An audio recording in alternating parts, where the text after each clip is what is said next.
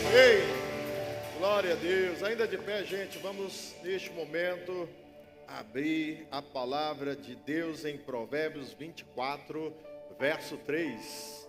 Provérbios capítulo 24, versículo 3. Nós vamos falar hoje sobre uma família edificada. Uma família edificada é uma família que serve ao Senhor, que está edificada nos princípios de Deus. Bem, e esse texto fala sobre esta família, uma família edificada, uma família comprometida com o Senhor. Então vamos lá, quem encontrou aí na sua Bíblia, diga amém. Amém, glória a Deus, né? Vamos lá então, vamos fazer a leitura da palavra. A palavra de Deus, que é lâmpada para os nossos pés, que é luz para o nosso caminho. Diz assim a palavra do Senhor: com a sabedoria edifica-se a casa, e com a inteligência ela se firma. Vamos mais uma vez. Com sabedoria se edifica-se a casa, e com a inteligência ela se firma. Glória a Deus. Vamos orar? Pai, nós oramos a favor de cada família aqui, Senhor. Cada um de nós pertencemos a um núcleo familiar, e que cada família aqui esteja debaixo da Tua graça. Senhor, ajuda-nos, Pai, a ter sabedoria e inteligência, para que esta palavra se cumpra na vida de cada um de nós, de cada família aqui, Senhor. Nós queremos uma família edificada, uma família em base sólida, uma família firmada na palavra, uma família firmada na fé em Jesus Cristo, uma família, Senhor Deus, que esteja debaixo da Tua graça, do Teu poder, da Tua proteção, das Tuas bênçãos, Senhor. Derrama, Senhor, sobre cada família aqui a Tua misericórdia, o Teu amor, a Tua provisão, ó Deus, as bênçãos celestiais. Nós profetizamos famílias abençoadas aqui agora. Nós profetizamos famílias cheias do Espírito Santo, Senhor. E que nós possamos, de fato, como Josué declarou, eu e a minha casa serviremos ao Senhor. E nós oramos e pedimos em nome de Jesus. E aquele que crê, diga amém. Aleluia. Pode sentar, meus queridos. Deus abençoe. Amém. Quando nós falamos a palavra edificação ou edificar, logo nós precisamos compreender que para se edificar qualquer coisa, antes tem que ter um alicerce. Não é verdade? E eu quero fazer uma pergunta para você. Qual é a base do alicerce da tua casa? O texto que nós lemos deixa bem claro que é necessário ter sabedoria. E a falta de sabedoria é uma das coisas que mais tem atrapalhado as famílias serem edificadas. Aliás, a palavra do Senhor diz que a sabedoria é fundamental para nossas vidas, porque o princípio da sabedoria é ter temor a Deus. Não é o que diz a palavra? Então, naturalmente, uma família para ser edificada, ela precisa de temer a Deus, de ter sabedoria. O texto também fala que é necessário ter inteligência. O que é inteligência? Inteligência é você fazer o bom uso da sabedoria. Tem pessoas que têm inteligência, mas não tem sabedoria. Nós precisamos ter as duas coisas, sabedoria e inteligência, para que as nossas famílias sejam realmente alicerçadas. Para quê? Para que elas possam suportar o dia mau. Vocês lembram que no Sermão do Monte, Jesus, ele ali quase concluindo o sermão, ele fala que o homem prudente, o homem sensato é aquele que escuta as palavras do Senhor. E esse que escuta as palavras do Senhor e as põe a palavra em prática é semelhante a um homem que edifica a sua casa sobre a rocha. Logo, após a casa estar edificada, vem as chuvas, os ventos, vem ali uma correnteza e combate contra aquela casa. E diz a palavra que a casa permanece de pé. Ao passo que o homem insensato é aquele que também quer edificar uma casa, porém, ele escuta a orientação da palavra, ele conhece a palavra, mas ele não as põe em prática. Então este é comparado àquele que edificou a casa sobre areia. Significa que este tem uma casa que tem um alicerce, mas o alicerce não tem aonde se firmar. E da mesma forma como o primeiro veio a chuva, os ventos e combateram contra esta casa, e diz a palavra que ela caiu e o tombo foi feito. Sabe o que é que nós aprendemos aqui? Que todos nós, todas as famílias aqui presentes enfrentam dias maus, dias ruins. Mas a diferença entre as famílias é que algumas são prudentes e outras são insensatas. E a prudência está em ter alicerces fundamentados em Jesus. Jesus Cristo é a rocha da vida. Jesus Cristo é o que nos sustenta. A nossa fé nele é o que dá a cada um de nós a vitória sobre os desafios da vida. Portanto, é necessário a gente estabelecer alguns princípios na nossa casa. Eu quero compartilhar com vocês 3 princípios fundamentais para que a nossa casa possa estar bem alicerçada. Vamos a eles? Vamos lá. O primeiro princípio que eu quero compartilhar com vocês para edificar a nossa casa com sabedoria e com inteligência é o princípio da educação. Diga comigo, educação. Educação é uma palavra muito usada no nosso convívio social. Entretanto, a educação tem a ver com ensinar, com levar conhecimento e usar o conhecimento para o desenvolvimento intelectual, certo? E também comportamental, porque todo conhecimento muda a nossa história e as nossas vidas. Você pode avaliar e prestar atenção que as pessoas que são ignorantes, ou seja, que não têm conhecimento, essas pessoas sofrem mais do que aquelas que têm conhecimento. E conhecimento e educação não está apenas relacionado a conhecimento intelectual ou científico, mas existe conhecimento empírico, os saberes dos antepassados, práticas, coisas que as pessoas aprendem com a experiência e vai compartilhando de geração em geração. Mas o maior de todo conhecimento que nós precisamos entender é o conhecimento da palavra de Deus. E o princípio da educação significa que eu e a minha casa, para ter alicerce firme, nós precisamos, todos nós, recebemos palavra, recebemos instruções, ensinos, doutrinas, vinda dos céus. E o maior presente, como diz aquele presidente norte-americano, o tal do Abraham Lincoln, ele falou uma frase dizendo que o maior presente que Deus deu à humanidade foi a Sagrada Escritura, a Bíblia. E o que que você tem feito com a Bíblia na sua vida e na vida da sua família? Eu quero te convidar neste momento, abra sua Bíblia agora em Provérbios capítulo 4. Em Provérbios capítulo 4, a partir do verso 1, está escrito assim: Ouvi, filhos, a instrução do Pai, e estais atentos para conhecerdes o entendimento, porque vos dou boa doutrina, ou seja, bom ensino.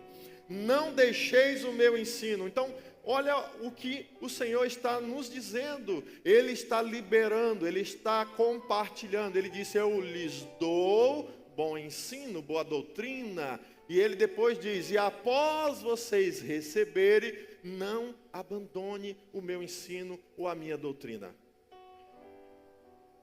Quero te fazer uma pergunta muito pessoal.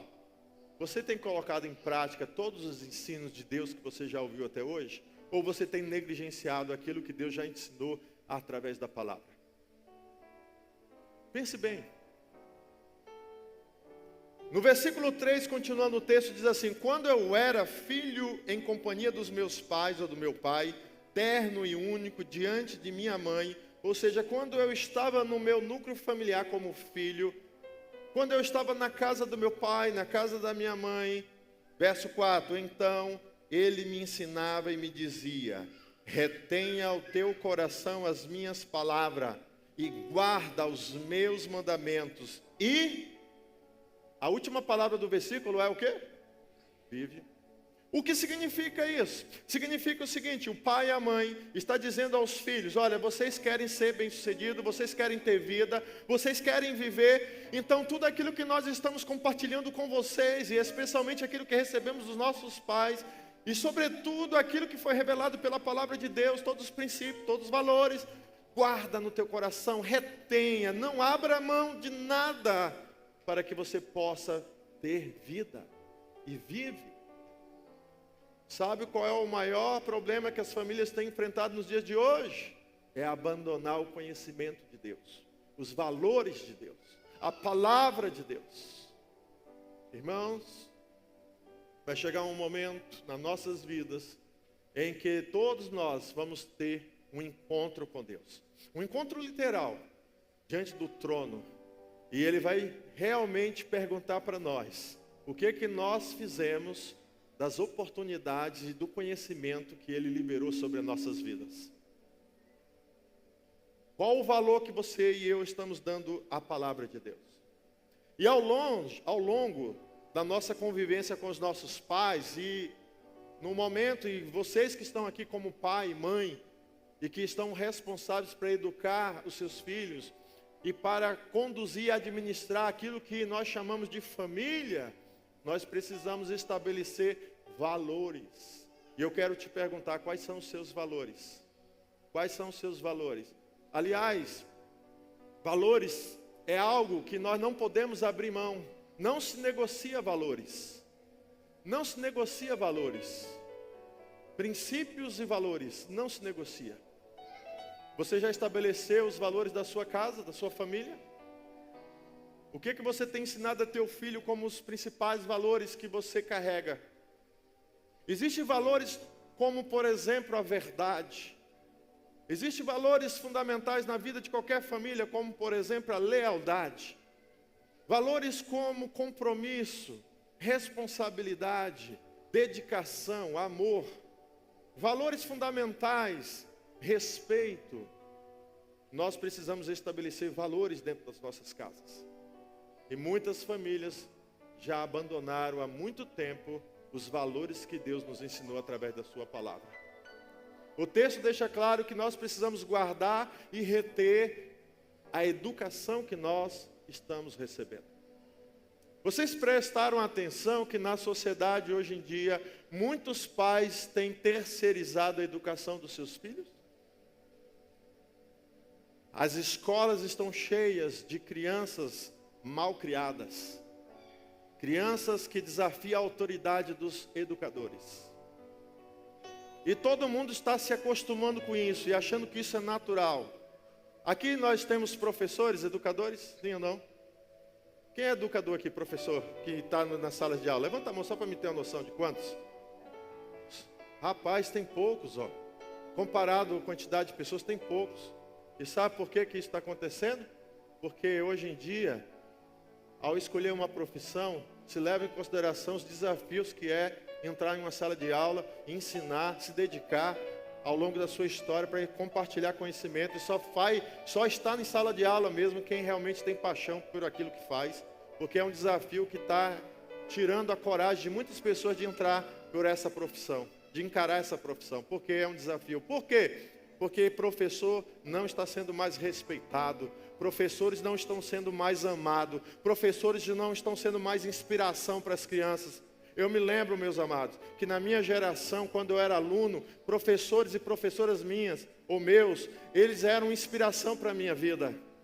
Tem um professor aqui na cidade que é muito respeitado até hoje, e ele não está em sala de aula há muito tempo. Eu poderia citar vários, não é só um não, mas tem muitos professores aqui que é lembrado pelos alunos, porque foi importante na vida de qualquer um de nós, porque todos os profissionais, para chegar onde está, primeiro passa por um processo de educação na escola, você aprende com os nossos professores. Agora, qual é o valor que nós estamos dando para esse profissional da educação? E o pior é que quando a criança chega em casa reclamando do professor, o pai, ao invés de investigar a verdade que está acontecendo, vai logo contra o professor, porque essa figura não está sendo mais respeitada. E isso está se transferindo pela sociedade, perdendo valores de respeito, de hierarquia. Por quê? Porque nós não estamos sabendo mais estabelecer educação dentro da família. E isso é algo muito perigoso. Vai ter consequências lá na frente. Eu quero aqui compartilhar, de forma muito rápida e prática, algumas coisas que precisamos estabelecer nesse processo de educação. Porque quem tem que educar os nossos filhos não é os professores, não é a igreja, não é nenhuma outra instituição, senão a família. E tem família que está abrindo mão de educar e querendo terceirizar a educação. E o que nós precisamos conquistar na vida da nossa família, especialmente dos nossos filhos? Hábitos de higiene. Sabia que tem crianças que não escovam dente? Sabia que tem pais que não estão mais se importando se o filho foi dormir ou não sem escovar o dente? Eu estou falando de criança pequena, não estou falando de adolescente. Adolescente já é grande. Se ele não quiser escovar o dente, o problema é dele. Vai cair os dentes e vai ficar banguela. Agora, questão de saúde. A questão de submissão a normas, diretrizes da casa, da família, leis da família, na igreja e na sociedade, na escola. Ser submisso às leis. Respeitar as autoridades que foram constituídas. Questão de responsabilidade. Hoje, está muito difícil lidar com a sociedade, especialmente com essa geração. Você sabia que nas empresas está encontrando grande dificuldade na contratação dessa geração? Porque essa geração é uma geração que não gosta de ser cobrada, não gosta de responsabilidades. É claro, raras tem as exceções, não é todo mundo, mas um número muito alto está na presença ou na vida dessa geração. O que está acontecendo? Porque o que nós somos, o que cada um de vocês é resultado daquilo que seus pais geraram na vida de vocês. Família tem um propósito. Por que Deus estabeleceu família? Porque Deus quer que a família cumpra um papel. Qual é o papel da família? Entre tantos papéis, educar. Gerar homens e mulheres valorosos. E o problema é que nós estamos colocando na sociedade pessoas. Será que nós estamos preparando bons cidadãos para a sociedade? Pessoas de responsabilidade? O que mais que nós podemos falar? De boas maneiras. Também a questão de dar importância e valor à Bíblia. De respeitar o Senhor. De ter temor a Deus. Eu me lembro que quando eu era criança, quando a gente entrava dentro de um templo, que a gente chama de igreja, a gente tomava cuidado até para não arrastar a sandália no pé, para não fazer barulho, de reverência, porque estávamos entrando na casa de Deus. E hoje, como é que está? O que está acontecendo? E sabe qual é o pior? É que a gente está sendo doutrinado ou condicionado a aceitar que isso é normal. Mas eu quero te dizer uma coisa, isso não é normal, porque Deus falou, guarda o teu pé quando entrares na casa do Senhor. Gente, a gente não pode ir para o radicalismo, não estou falando que não possa caminhar, que você tem que ir para um lugar ou outro, a criança pequena de colo, criança pequena, é normal tudo mais, essa movimentação de criança. Eu estou falando de gente, de criança, já maiorzinha, de 7, 8, 10 anos, que não se comporta na casa de Deus. Eu estou falando de adolescentes que não está nem aí para nada. Eu estou falando de adultos também, pessoas. E aqui pode também valer até para os da igreja, especialmente você que é da igreja, você que está aí na igreja. Deixa eu fazer uma pergunta. Se eu sair daqui agora e ir lá no fundo, ou ir lá no bebedouro, será que eu vou encontrar pessoas conversando ao invés de estar aqui ouvindo a palavra? Hã? Será que... E se eu pegar uma câmera dessa que está transmitindo dessas móveis, vamos comigo para a gente tirar a prova do 9, para ver se tem alguém lá no bebedouro batendo papo? Eu não vou fazer isso. Mas o que eu quero dizer é, você vai prestar conta a Deus. Eu vou prestar conta a Deus da minha vida. Mas por que eu estou falando dessas coisas? Eu quero te dizer uma coisa. A minha preocupação e o meu dever é ensinar a cada um de nós aqui na igreja do Senhor, que nós como família precisamos resgatar os valores de Deus para a nossa casa. A família que tem Deus e que respeita, tem temor a Deus no coração, é uma família que exerce autoridade neste mundo. E a família que tem Deus no coração, e é uma família que tem temor, geralmente é uma família bem-sucedida. Agora, amados, tudo que nós somos e tudo que nós apresentamos na nossa casa, em algum momento vai se manifestar Como é que você veste teu filho ou tua filha? O cuidado com o próximo, o respeito pelo coleguinha. Como é que nós lidamos com a questão da ética e da moral? Nós precisamos avaliar tudo isso. Como é que os nossos jovens estão pensando o seu futuro? Levar a sério os estudos, levar a sério a sua profissão, fazer diferença na sociedade, para que nós possamos entender o sentido da vida. Aliás, eu quero fazer uma pergunta para você, e você não vai responder para ninguém, você vai responder para você mesmo. Uma pergunta introspectiva. Qual é o sentido da vida para você? Pensa um pouco. Qual é o sentido da vida?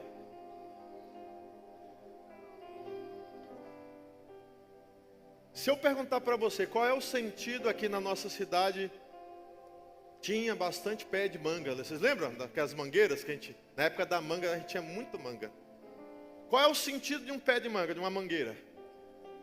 Dar manga, gerar fruto. Se um pé de manga não dá fruta, ela perdeu o sentido da vida dela, certo? Então, qual é o sentido da tua vida? É claro que você não vai dar manga, tá certo? O sentido da vida para você é você gerar algo que não é para ficar para você, mas para a sociedade. Por exemplo, nós passamos a maior parte das nossas vidas fazendo o quê? Trabalhando. E o que você trabalha? Você trabalha só por causa que você quer ganhar dinheiro? Ou você trabalha para realizar algo específico, um bem-estar comunitário? Aqui está o X da questão. Quando você é um profissional, seja a área que for, e o seu maior prazer é realizar a vida dos outros, ou seja, a sua vida, a sua profissão é benefício para a sociedade, você tem um sentido na sua vida. Por mais simples que seja a sua atividade laboral, por mais simples que seja, e isso gera sentido na vida. Isso gera sentido. E quando você encontra um sentido na vida maior ainda do que a sua profissão, é quando você adequa a sua profissão, cumprir um sentido também no âmbito espiritual, porque não importa a sua profissão, aonde quer que você esteja, você pode exercer a sua profissão com uma missão de levar o amor de Jesus às pessoas. Você pode ser advogado, médico, pedreiro, engenheiro. Você pode ser um vendedor, você pode ser um profissional liberal, um empreendedor, ou até mesmo alguém, um funcionário público. Seja lá o que for, você pode e deve, como cristão, cumprir a sua missão. Qual é a missão de todos nós? Fazer discípulos de todas as nações. E aí a gente entende que isso é o sentido da vida. Se você é útil, se você deixar de viver, se vai sentir, se as pessoas vão ou não sentir sua falta. É claro que a família vai chorar, vai sentir sua falta, mas quando as pessoas que não é teus parentes e que simplesmente se relaciona com você socialmente, passa a sentir falta de você, é porque você tem uma importância na sociedade. Um simples pedreiro que trabalha bem e que todo mundo quer contratar, se ele se for, ele faz falta, porque está faltando gente que trabalha direito na sociedade. Então eu quero que você entenda que você e eu não devemos fazer o que nós fazemos por causa de dinheiro ou por causa de qualquer interesse particular egoísta, mas o nosso propósito é fazer para fazer bem feito, fazer para a glória de Deus, porque está escrito: tudo que nós colocamos as nossas mãos para realizar, que nós possamos fazer de todo o nosso coração e fazer não como para os homens, mas fazer como se fosse para o próprio Deus. E quando você faz bem feito, o nome de Jesus é exaltado. E isso é um princípio de Deus na palavra, e Ele está dizendo nesta noite para nós: vamos colocar isso no coração da nossa casa, da nossa família, dos nossos filhos. Vamos gerar filhos que vai abençoar uma geração. E isso tem a ver com educação, responsabilidade social. Agora, de quem é a responsabilidade de educar? Dos pais, muito bem. Abra sua Bíblia em Efésios capítulo 6, versículo 4. Efésios capítulo 6, verso 4. Está escrito: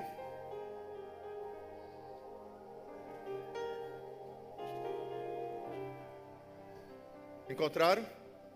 Efésios 6:4. E vós, pais, não provoqueis vossos filhos a ira, mas criai-os. O que é que nós temos que fazer com nossos filhos? Criar.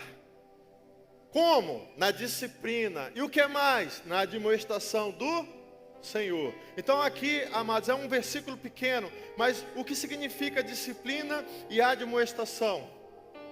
E o que significa criar? Aqui está falando de educação.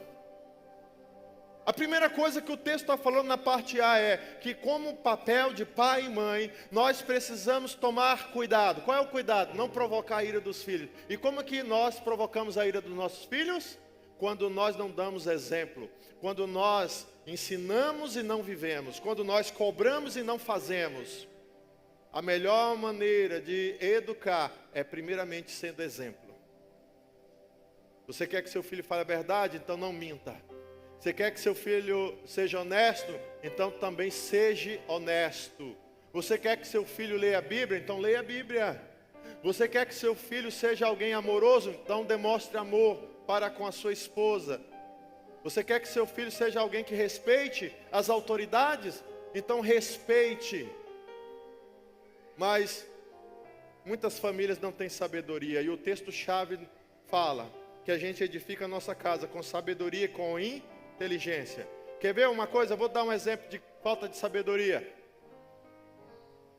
Toda a comunidade que a gente chama de igreja é composta por pessoas, certo?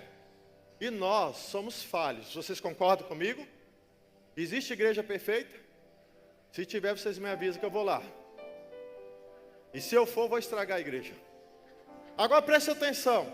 Volta e meia nós vamos nos deparar com alguns desajustes, com alguns conflitos. Algumas coisas que inevitavelmente acontecem.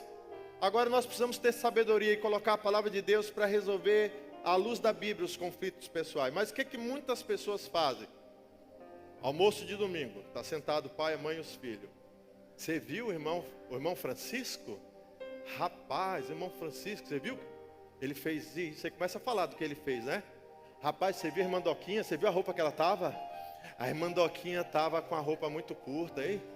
Rapaz, vocês viram o filho do fulano de tal? Rapaz, viu o corte de cabelo dele? Aqui não é corte de cabelo de homem não, hein? E aí começa aquela conversação falando dos irmãos da igreja. Aí os filhos estão lá ouvindo os pais, conversando essa história toda. Eu te pergunto, o que é que uma criança dessa vai desenvolver dentro do coração dela? O mau exemplo dos pais de ficar falando da vida alheia. O que é que esses filhos vão fazer? Vão ficar revoltados. O que é que eu vou fazer nesse lugar? Lá só tem gente que não presta, porque todos os almoços, o nosso pai, a nossa mãe, está sempre apresentando uma queixa dos irmãos lá da igreja. Rapaz, não gostei do louvor hoje, hein? Aquele ministro do louvor hoje cantou mal pra caramba, hein? Misericórdia! Aí começa a falar mal do irmão. Rapaz, aquele pastor, hein? Pregou 2 horas.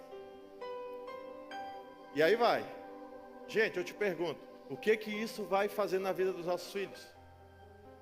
E olha que eu estou dando aqui exemplos de leve, que eu poderia falar coisas mais graves, porque, né?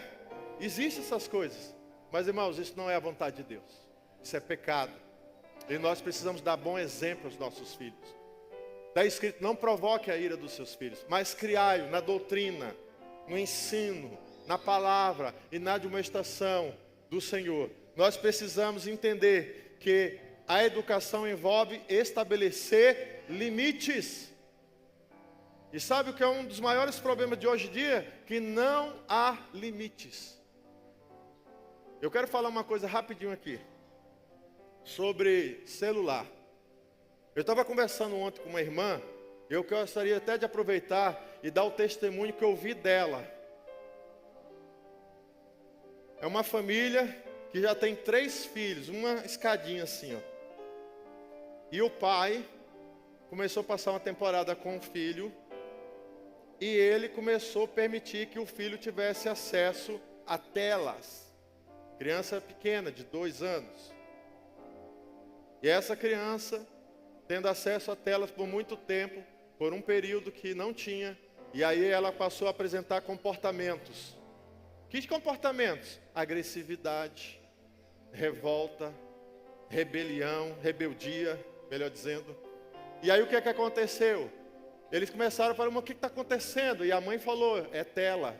E fizeram um teste, primeiro dia sem tela. A criança, eu quero assistir, eu quero pegar e não sei o que e tal. Eles, não vai ter, não tem, vai brincar e tal. Segundo dia, também a mesma coisa. No terceiro dia, a criança já não estava mais pedindo. O resultado, no terceiro dia, a criança já estava tranquila. Então, amados, eu quero dizer para vocês, muitos desses diagnósticos que hoje estão liberando por aí, como Todd, Nescau, chocolatado, é tudo farsa. É falta de disciplina. Não é nada de diagnóstico, porque está muito diagnóstico, gente, pelo amor de Deus. Estão tacando remédio para as crianças aí. É falta de disciplina e excesso de tela. Você ama seu filho? Você ama sua filha? Coloque limites. Coloque limites, porque se você não colocar limites, seus filhos vão crescer sem limites. Nós precisamos entender que crianças, elas não podem tomar decisões que não competem a elas. Quem tem que decidir o que nossos filhos de 2, 3, 4, 5, 6, 7, 8 anos vai comer é o pai e a mãe que determina. Eu estava contando ontem no seminário da família. Tem família que está assim, com um filho de 4, 5 anos, na fila no restaurante para fazer o prato. Está lá a criança e o pai ali, ou a mãe, fazendo o prato. Filhinho, o que você quer comer? Carne de vaquinha ou de porquinho? Ou do peixinho? Não sei. Peixinho. Aí bota peixinho. Aí vai lá, agora que arroz, feijão, macarrãozinho. E aí a criança vai com aquela lambança toda, sabe? Tu acha que criança tem ideia do que ela vai escolher para comer? Bota logo a autoridade, tu vai comer brócolis, arroz, o feijão, o bife, acabou. Aí eu não gosto, vai comer assim mesmo. Sabe, eu vou contar uma coisa que eu já fiz com meus filhos. Meu filho uma vez, foi o Lucas ou foi o Zé, isso aí, eu não me lembro. Eu não lembro, mas eu sei que eu lembro que eu fiz. Não quis almoçar. Não quero comer não, estou sem fome. Tá, beleza, então tá, não coma. Peguei o prato, tampei, coloquei no micro-ondas. Quando deu na hora do lanche, quer lanchar, seu lanche está no micro-ondas. Vai esquentar e vai comer. Foi lá ver o prato de almoço. Mas eu não quero comer. Não, então fica sem comer, você não vai ter lanche hoje não. É assim. A gente não pode dar moleza. Por quê? A sociedade não vai dar moleza para o teu filho nem para a tua filha. Tu ama teu filho, tu ama tua filha, estabeleça limites, disciplina. É o que a Bíblia nos ensina, irmão. E isso faz parte da educação. Educação. E uma coisa que eu quero compartilhar com vocês. A Bíblia. Vamos ler versículos da Bíblia? Abra sua Bíblia em Provérbios 13, 24. Achou? Provérbios 13, 24. Olha o que está escrito. Aquele que retém a vara, aborrece ao seu filho, mas o que ama, cedo o disciplina. Bem, nós vemos aqui um elemento, um negócio chamado vara. E está dizendo que o pai e a mãe que retém a vara, ou seja, que não apresenta uma vara para o filho e para a filha, quando necessário, porque a Bíblia diz, a estrutícia está ligada ao coração da criança, mas a vara da correção a afastará dela. Essa vara, ela pode representar várias coisas, como disciplina, retirar o que a criança gosta, certo? Colocar de castigo. Mas se ela não respeitar as primeiras instâncias, você como juiz da tua casa, você vai decretar a punição dele. Ou seja, 5 varadas, 3 varadas. E se for vou grave, 10 varadas nas costas ou nas pernas. É assim que funciona. Agora é claro, você tem que explicar por que está acontecendo aquilo. E tudo começa na primeira instância. A primeira instância é a advertência verbal. A segunda instância é um castigo. A terceira instância é remover o que ela gosta e ela não vai brincar com os brinquedos preferidos, etc e tal. Faltou do limite, desrespeitou, não está respeitando mais a autoridade do pai e da mãe. Tem criança que bate o dedo assim, ó. Quem o senhor pensa que é para fazer isso comigo? Entendeu? Me respeite que eu sou seu filho. Não é assim? Aí quando chegar no nível da falta de respeito, aí você tem que dar a correção para as coisas, botar em ordem a educação do seu filho. É vara. Irmãos. Outro texto. Provérbios 10, 13. Olha o que está escrito. Provérbios capítulo 10, versículo 13. Nos lábios do prudente se acha sabedoria, mas a vara é para as costas do falto de senso. Ou seja, quem não tem juízo tem que receber varada nas costas. Está falando de punição. Provérbios 23, 13, outro texto, rapidinho. Provérbios 23, 13, está escrito: não retires da criança a disciplina, pois se a fastigares com a vara, ela não morrerá. A Bíblia está garantindo que seu filho não vai morrer por você punir ele fisicamente. Preste atenção, eu sei que tem gente que não concorda com o que eu estou falando, eu sei disso. Principalmente psicólogos, né, alguns. Não concordam. Nada de violência. E quem disse que correção é violência? Não é violência, violência é outra coisa. O problema é que tem pai e mãe que não sabe disciplinar e que ao invés de ensinar e respeitar as instâncias da educação, que eu falei aqui, não dá para ficar demorando muito. Lembra? Advertência verbal, certo? Castigo, tirar o brinquedo, etc. E tal. Não está respeitando, tá? Quem você pensa que é? Eu vou fazer assim, não sei o quê. Rapaz, chega uma hora que você tem que se impor como pai ou mãe, senão você está perdido. E uma varinha fina, ela não mata, está escrito na palavra. Só vai causar uma sensação neurológica de sentimentos de dor. Só isso. Mais nada do que isso. Agora, irmãos, olha o que está escrito no versículo 14 do Provérbios. Provérbios 23, 14. Olha o que está escrito no verso seguinte: tu fustigarás o teu filho com a vara, e fazendo isso, livrarás a sua alma da onde? Do inferno. Você quer que o seu filho vá para o inferno? Então deixe ele à vontade, fazendo o que ele quiser. Não dê disciplina nenhuma. Está escrito, irmãos. Vamos mais uma referência de Provérbios, só para a gente fechar. Agora o capítulo 19, verso 18. Provérbios 19, 18. Olha o que está escrito. Provérbios 19, 18. Castiga a teu filho enquanto há esperança. Ou seja, ele está no processo. Ele está teimoso, ele está desobediente, mas há esperança. Aquela música, há esperança para o que mesmo? Para o ferido, né? Eu não sei, desafinou tudo aqui agora. Esperança para o ferido. Agora só que a gente vai adaptar a letra. A esperança para o menino desobediente e que não quer ouvir a voz do pai e da mãe. É isso aí. A esperança, a esperança. Ó, mas olha o que diz a parte final do texto. Mas não te excedas a ponto de matá-lo. Não é para cometer infanticídio. Isso é pecado. Irmãos, é porque tem pai e mãe que confunde tudo. É o que tem na mão. É cinta, é pau, é panela. Quem aqui já sofreu uma tentativa de infanticídio do pai e da mãe aqui? Havaiana de pau. Né? Bem, todos sobreviveram. Mas assim, gente, não confunda, eu não estou falando de violência, eu não sou a favor de violência, a Bíblia não é a favor de violência, mas Deus está ensinando, seja um pai energético, uma mãe que coloca limites, porque se você fizer isso, você vai ganhar o teu filho e a tua filha. Bem, o primeiro princípio foi qual mesmo? Eu não escutei. Ah, tá, legal. E quantos aqui determinaram agora, nesse momento, ou já estava determinado que esse princípio faz parte da sua família? Amém? Vamos educar a nossa família, amém? Amém, glória a Deus. Vamos ao segundo princípio. Segundo lugar, um segundo princípio muito importante, o princípio da provisão. Diga comigo, provisão. Exatamente. Agora, que tipo de provisão? Eu quero apresentar alguns tipos. Primeiramente, as necessidades básicas. Uma família, ela só pode ser edificada se ela primeiramente for uma família que tenha princípios de educação, valores, mas ela precisa também ter provisão. Primeiramente, de necessidades básicas. Abra sua Bíblia em 1 Timóteo 5,8.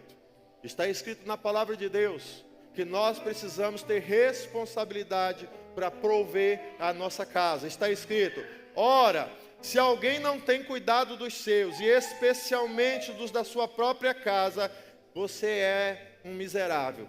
Por quê? Negou a fé e é pior do que o descrente ou infiel. Ou seja, Deus está dizendo que nós somos responsáveis para prover a nossa casa.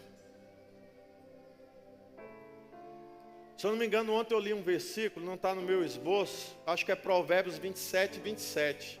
Coloca por favor aí esse versículo. Provérbios 27, 27.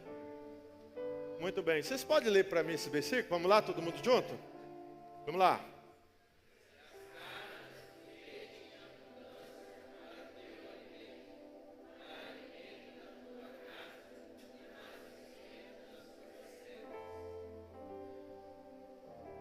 O que você entendeu? Hã? Quem não tem condição de sustentar a família não pode estabelecer uma família. E o pior é que tem muita gente casando para morar no fundo da casa do pai e da mãe. Não sei se tem alguém aqui nessa condição, eu não quero ofender ninguém. Porque às vezes são situações que acontecem na vida e tudo bem.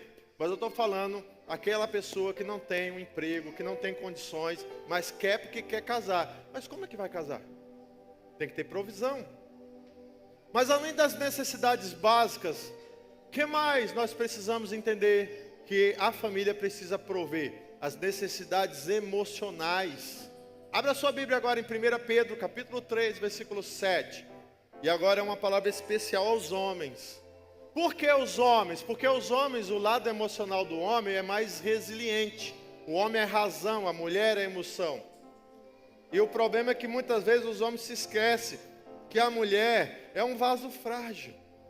Olha o que diz o texto: maridos, vós igualmente vivei a vida comum do lar, ou coabitai com a sua mulher com discernimento, com entendimento, tendo consideração para com a sua mulher, porque ela é a parte mais frágil. Tratai-a com dignidade, porque sois juntamente herdeiros da mesma graça da vida, para que não se interrompam as vossas orações. Então note aqui, eu quero apenas me atentar sobre a mulher ser o vaso mais frágil.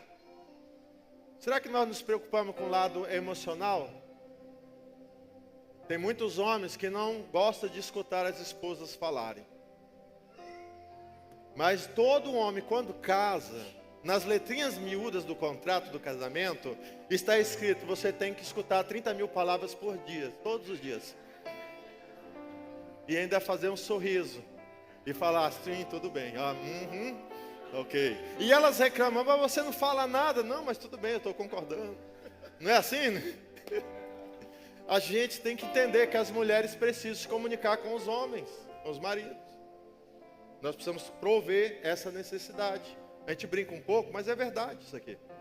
Deixa eu fazer uma pergunta, vou fazer uma pesquisa de Ibope aqui agora.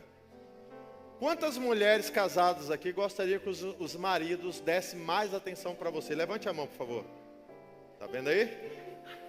Olha lá, tá vendo aí? Homens, fecha os olhos.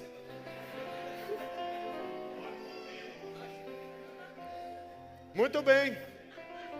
Mas vamos falar de outro tipo de provisão agora. A provisão que é a mais importante, a espiritual. Abra sua Bíblia em Deuteronômio capítulo 4, versículo 10. Deuteronômio 4, 10. Aqui fala algo muito interessante. Diz assim a palavra do Senhor. Deuteronômio 4, 10. Diz: não te esqueças do dia em que estiveste perante o Senhor. Ou seja, Deus esteve na sua presença. E Deus está dizendo: no dia que eu estive na sua presença, não esqueça desse dia.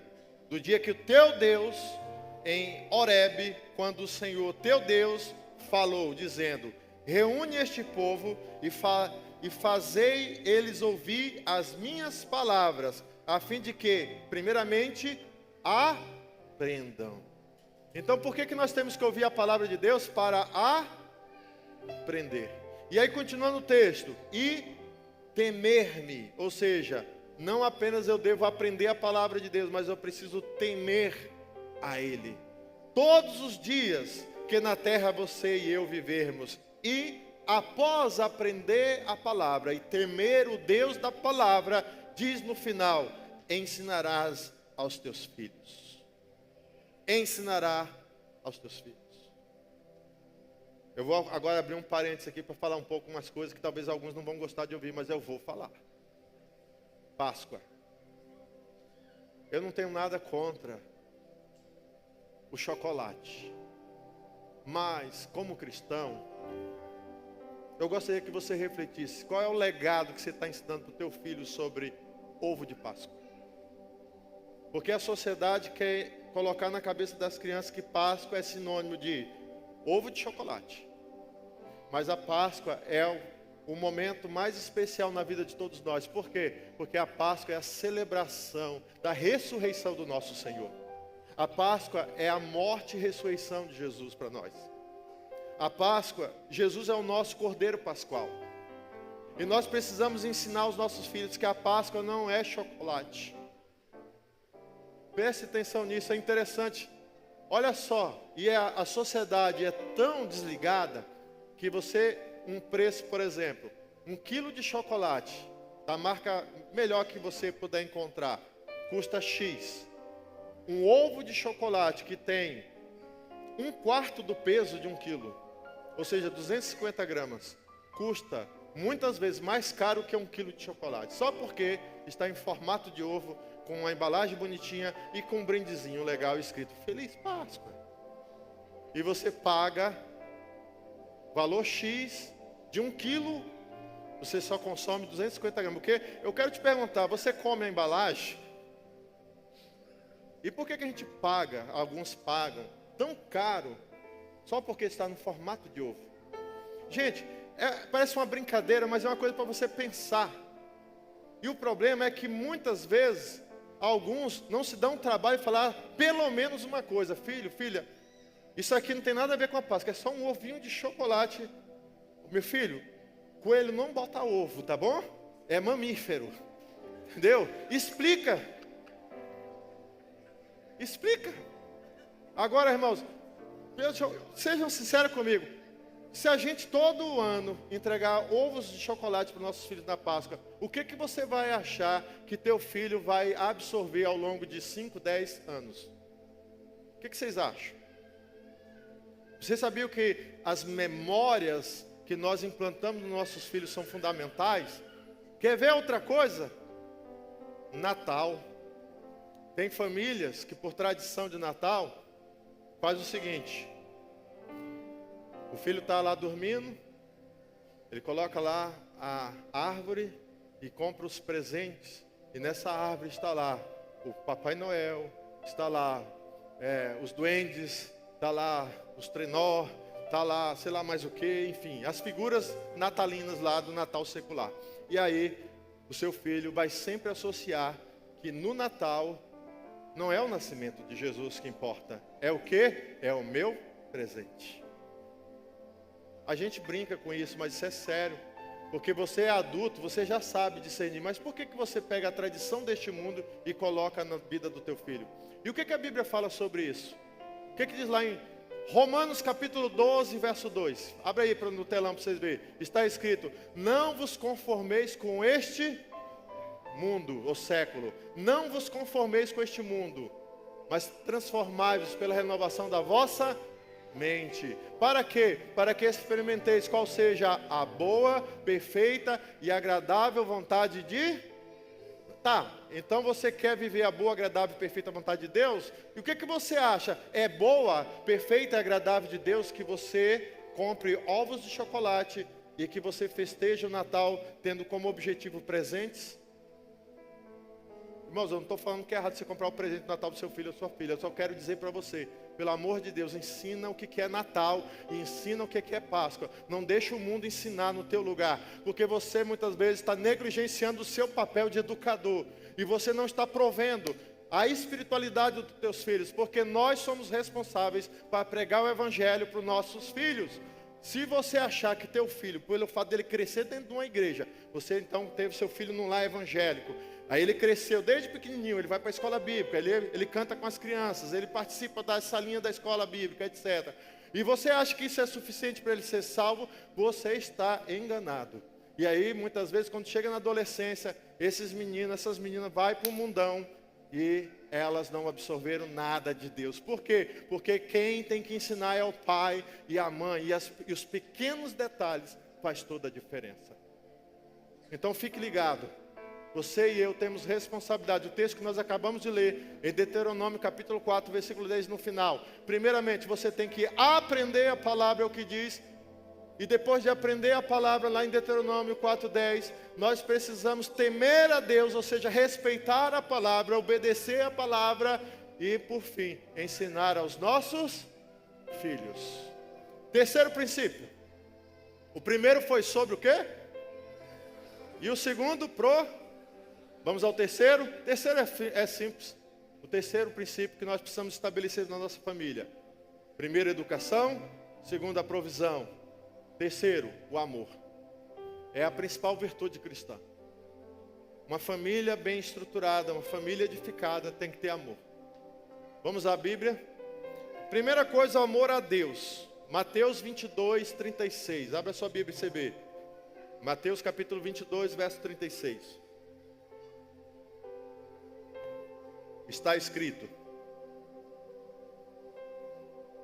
Mestre, qual é o grande mandamento da lei? E respondeu Jesus dizendo: amarás o Senhor teu Deus de todo o coração, de toda a tua alma, de todo o teu entendimento. Preste atenção, está escrito que o grande mandamento, o primeiro e grande mandamento é amar a Deus. Mas amar a Deus de que forma? Qual é o nível desse amor? De todo o coração, de todo o entendimento, de toda a alma, ou seja, todo o teu ser tem que amar a Deus. Agora, você acha mesmo que a gente ensina amor a Deus? De que forma na nossa casa? Como é que nós podemos ensinar nossos filhos a amar a Deus? Preste atenção sobre isso. Pense. Porque é muito fácil a gente entrar nos ritos religiosos, sabe? Você pertence a uma igreja, uma religião, e é ensinado a amar a Deus. Tá, eu sei disso, beleza, e daí? Na prática, o que você vai fazer com essa informação? Nós precisamos colocar em prática. O que significa amar a Deus? Amar a Deus, meus amados, significa ser honesto, ser correto, ser justo, ser íntegro. Amar a Deus significa obedecer a palavra dEle.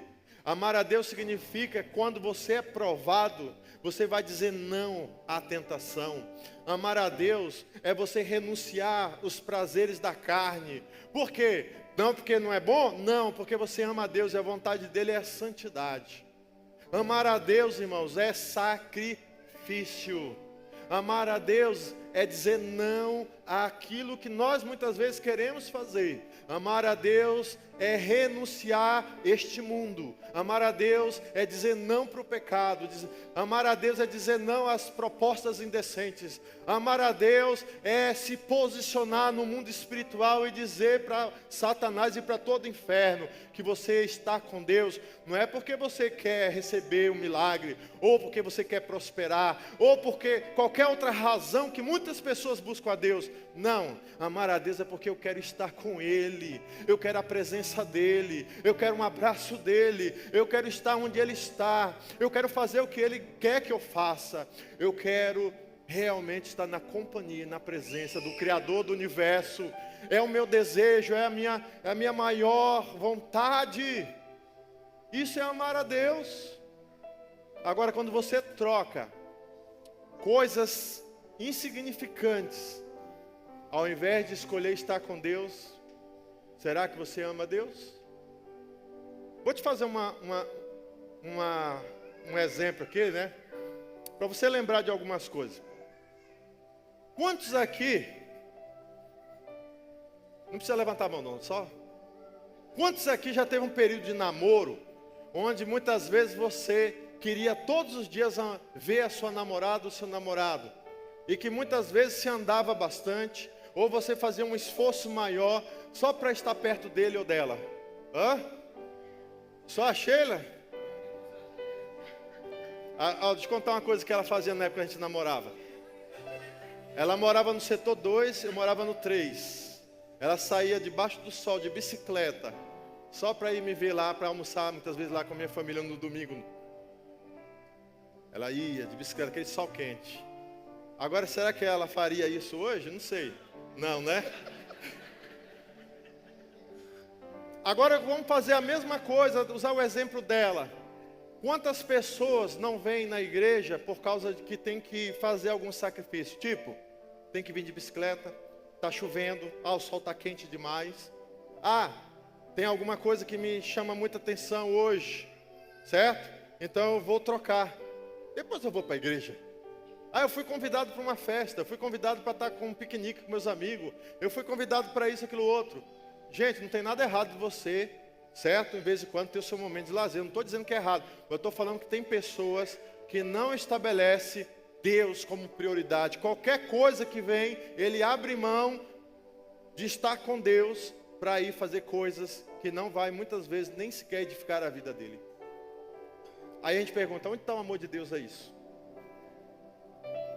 Agora uma coisa interessante, quando chegar o juízo final, que não houver mais nenhum lugar geográfico para estar, senão ou com Deus ou no inferno. Aí eu pergunto, qual lugar você gostaria de estar? Com Deus? Com certeza. Mas justamente nesse dia, e vai lhe abrir uns livros. E vai abrir um livro onde está escrito todas as suas decisões que você tomou, todas as suas escolhas. E você vai muitas vezes, Senhor, tem misericórdia de mim. Eu não quero ir para esse lugar tenebroso. Aí Deus vai falar, meu filho ou minha filha, olha só, você teve tantas oportunidades, mas você desprezou todas elas. Mas Senhor, eu te amo, Senhor. Ama como? Se você me trocou por isso, por aquilo outro. Como é que você me ama? Então, amado, amar a Deus se comprova com atitudes e não com palavras. O verdadeiro louvor e adoração não é o que a gente canta, é o que a gente vive. Adoração não tem nada a ver com canção. Ora, adoração tem a ver com vida. Adoração tem a ver que quando você se posiciona, supomos que alguém aqui é um funcionário público, um fiscal, um auditor, e de repente vem uma proposta decente para você entrar na corrupção. E você muitas vezes precisa desse dinheiro para quitar uma dívida ou para fazer uma cirurgia de alguém da sua família que está em grave estado de saúde. E você vai dizer assim, eu creio em Deus, eu não vou adquirir esse dinheiro com corrupção. Eu vou dizer não, porque eu tenho um compromisso com Deus. Isso é amar a Deus. Agora, amados, pense bem, a vida que você tem tomado, as atitudes que você tem feito dentro da tua casa, comprova o teu amor para com Deus? Será que os nossos filhos estão vendo amor a Deus em nossas vidas? Presta atenção sobre isso. Amarás o Senhor teu Deus de todo o teu coração, de toda a tua alma, com todo o teu entendimento. E é interessante que o amor é um princípio da família, não apenas com Deus, mas também com o próximo. Nós precisamos ensinar nossos filhos a tratar o próximo com dignidade. Como é que nós tratamos as pessoas? E especialmente as menos favorecidas. Como é que nós tratamos um morador de rua, um dependente químico? Como é que a gente trata as pessoas na sociedade que muitas vezes já estão rejeitadas, ninguém quer saber delas?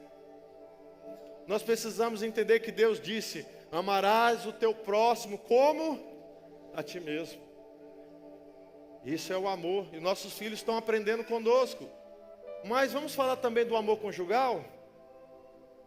Maridos, olha o que está escrito em Efésios 5:25. Está escrito assim, amai vossa mulher, como também Cristo amou a igreja, e assim mesmo se entregou por ela. Será que nós estamos dispostos a amar a esposa como Cristo ama a igreja? Preste atenção, maridos. Nós precisamos amar a nossa família. Nós precisamos amar a nossa esposa. Maridos, os seus olhos devem ser apenas para a sua esposa, porque quando você no altar falou, eu recebo essa mulher como a minha legítima esposa, você naquele momento renunciou seus olhos e seu desejo para qualquer outra mulher que possa existir nesse mundo. Seus olhos e o seu desejo é para única e exclusivamente para aquela mulher que você firmou uma aliança no altar na presença de Deus. A mesma coisa é as mulheres, as esposas. Lá em Tito, capítulo 2, verso 4, está escrito assim, ó, Tito 2,4, a fim de que vocês possam instruir as mulheres mais jovens, recém-casadas, a amarem ao marido e também a seus filhos. Ou seja, mulheres, vocês estão dispostas a amar o marido de vocês? E aos filhos? E a gente deve amar, não é porque faz coisa boa, ou porque fez uma coisa má. A gente tem que amar simplesmente porque é uma decisão. Amor é uma decisão, amor não é um sentimento. E por fim, irmãos, eu quero falar sobre o amor aos filhos. Como é que nós estamos amando os nossos filhos? Vocês lembram que falamos bastante textos bíblicos sobre disciplina, certo? Eu quero compartilhar uma leitura com vocês para a gente finalizar. Abra sua Bíblia em Hebreus capítulo 12, no verso 5 em diante. Abra sua Bíblia aí, vamos lá. Hebreus capítulo 12, verso 5. Eu vou ler esse texto aqui, eu acho ele muito interessante. Eu quero que você guarde no teu coração essa palavra. Está escrito assim, ó. Vocês estão esquecidos que exortação eu tive para com vocês como a filhos? Filho meu, não menosprezeis a correção que vem do Senhor, e não desanimeis quando por Deus for reprovado, porque o Senhor corrige a quem Ele ama, e açoita com a vara a todo aquele que Ele tem e recebe como filho. E aí o versículo 7 diz assim, e é para a disciplina que vocês estão sendo preservados, porque Deus nos trata como filhos. Pois que filho há que o pai não corrija? Mas se vocês estão sem correção, em que todo ser tem que ser participante, logo sois bastardos e não filhos. Além disso, todos nós tivemos os nossos pais segundo a carne, biológicos, e eles nos corrigem, e nós reverenciamos ou respeitamos os nossos pais. Não havemos de estar em muito maior submissão ao Pai espiritual para que possamos ter uma vida, ou vivemos, pois eles nos corrigiam por um pouco tempo, alguns anos, 15, 16, 18, 20 anos. Depois a gente se casa, sai da casa dos pais, e segundo melhor lhes parecia, eles fizeram. Deus, porém, nos disciplina para aproveitamento, a fim de que nós possamos ser participantes da sua natureza de santidade.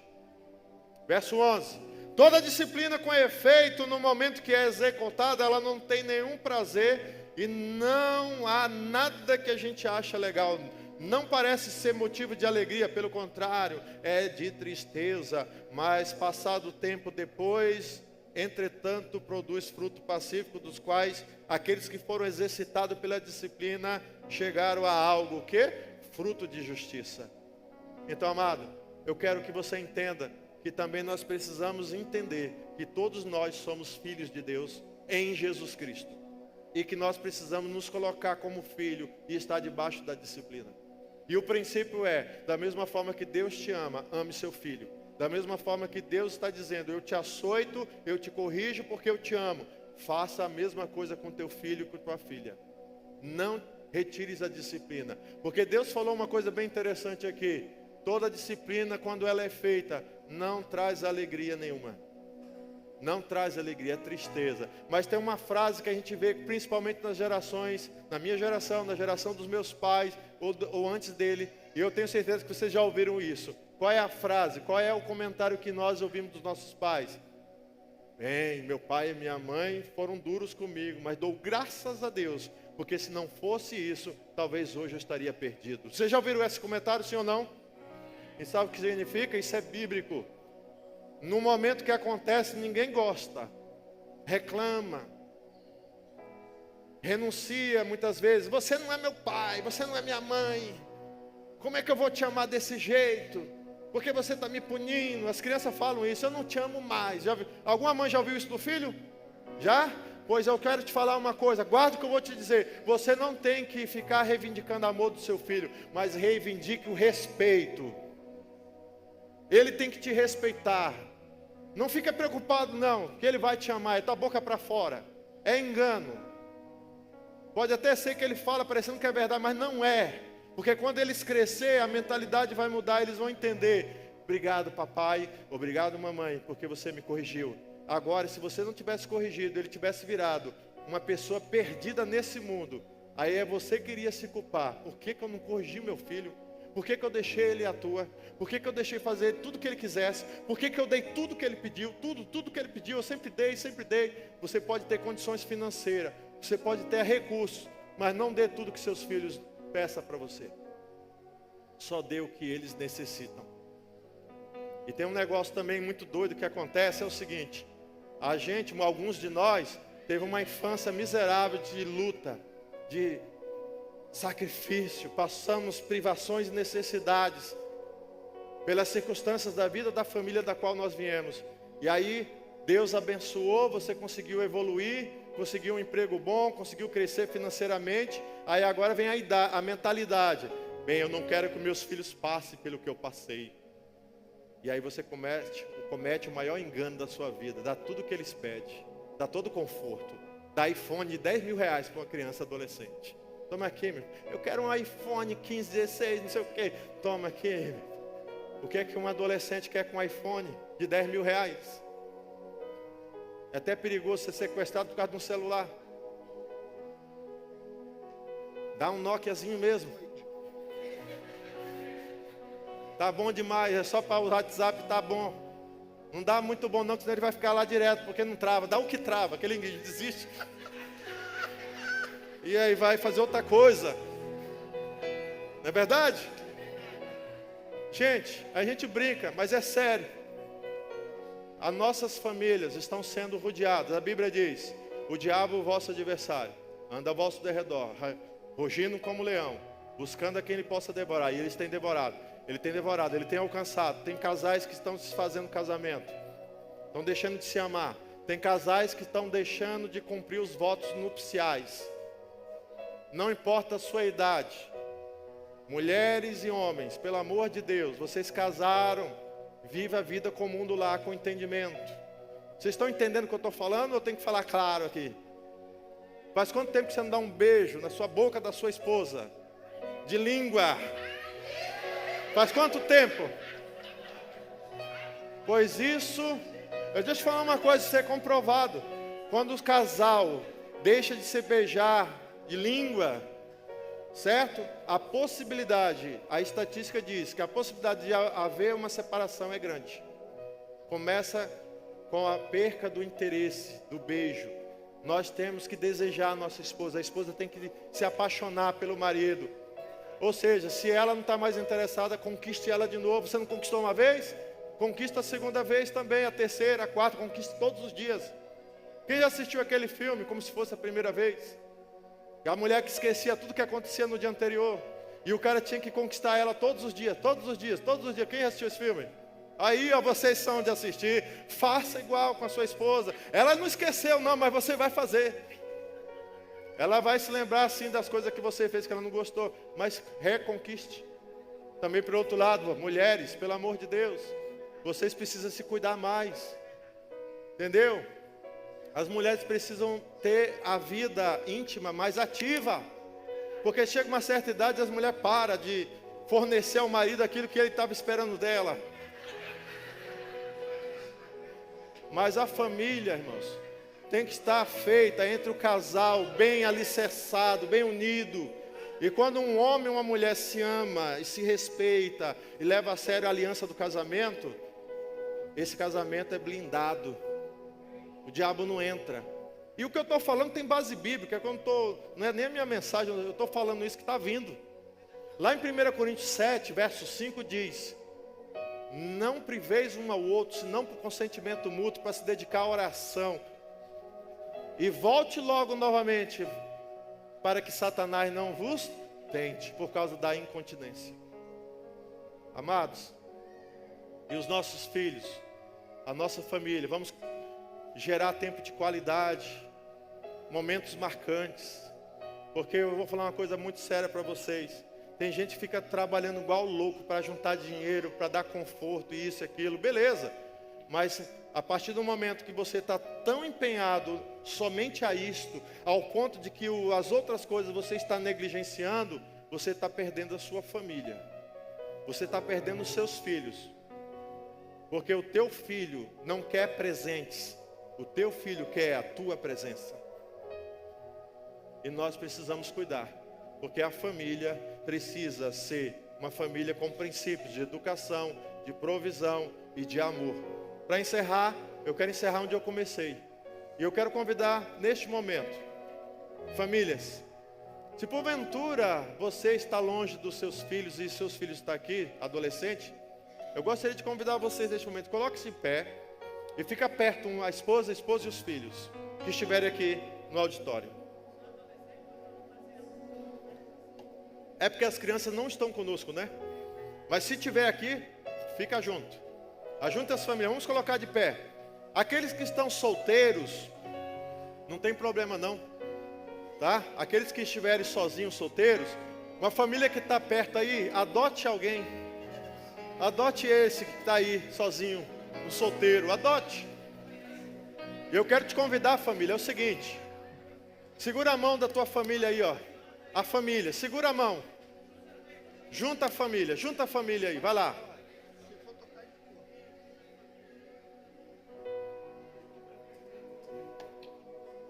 Amém? Qual foi o texto que nós tivemos como texto-chave? Provérbios 24, versículo 3.